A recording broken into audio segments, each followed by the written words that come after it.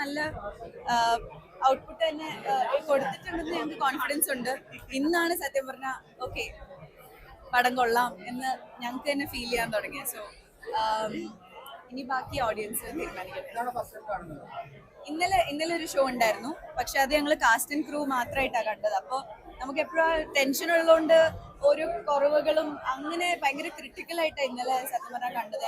അങ്ങനെ എൻജോയ് ചെയ്യാൻ പറ്റിയില്ല.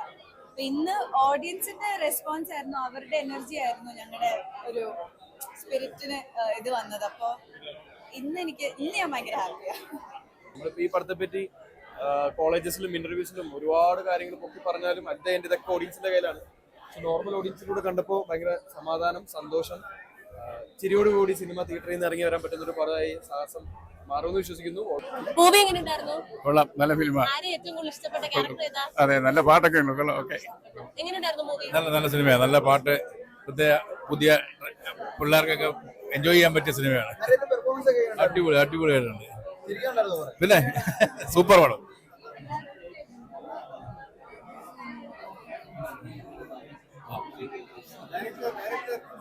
സർ എങ്ങനെയുണ്ട് ഫസ്റ്റ് ഷോ? എങ്ങനെയുണ്ടെന്ന് നിങ്ങളാണ് പറയേണ്ടത്. എനിക്ക് ഭയങ്കര എക്സൈറ്റഡ് ഫീൽ ആണ്. ബാക്കി എല്ലാരും പറയട്ടല്ലേ.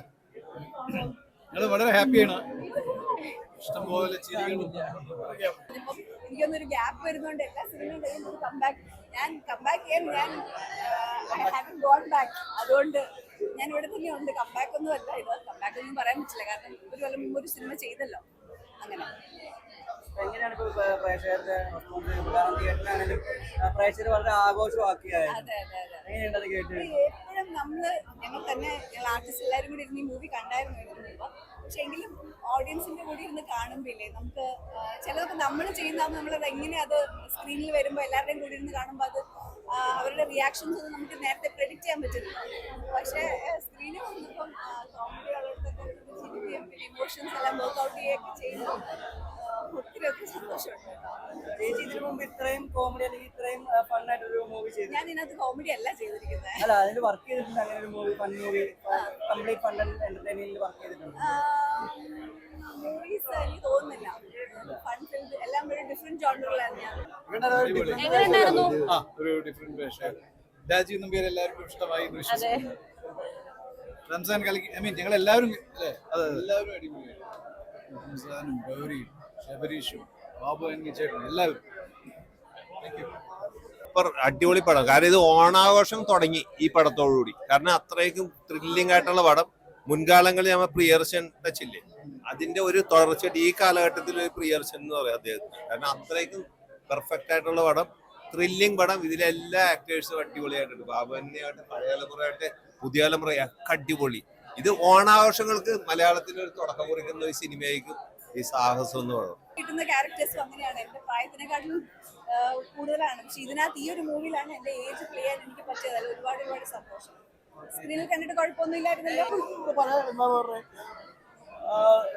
പല സംശയങ്ങളും എനിക്കെപ്പോൾ എല്ലാ പടത്തിലും ആദ്യത്തെ പടത്തിന്റെ നേരം തൊട്ടുള്ള ടെൻഷൻ എനിക്ക് എല്ലാ പടത്തിലും ഈ പടത്തിലും ഉണ്ട്.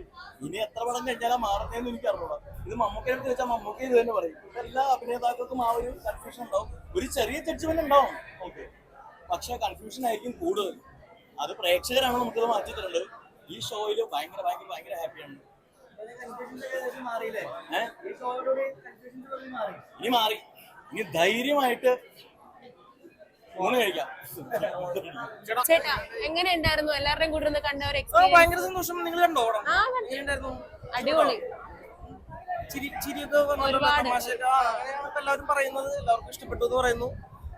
അപ്പൊ എനിക്ക് സെക്കൻഡ് ഹാഫ് കൂടുതൽ ഇഷ്ടപ്പെട്ടു എന്ന് കുറെ പേര് ആയിട്ട് പറയുന്നു. ഭയങ്കര സന്തോഷം. അതൊക്കെ തന്നെയാണ് ഉദ്ദേശിച്ചത്. അത് വർക്കായി എന്ന് പറയുന്നതിൽ വലിയ സന്തോഷം. അപ്പൊ നിങ്ങളൊക്കെ മാക്സിമം സപ്പോർട്ട് ചെയ്യാം. ഓക്കെ.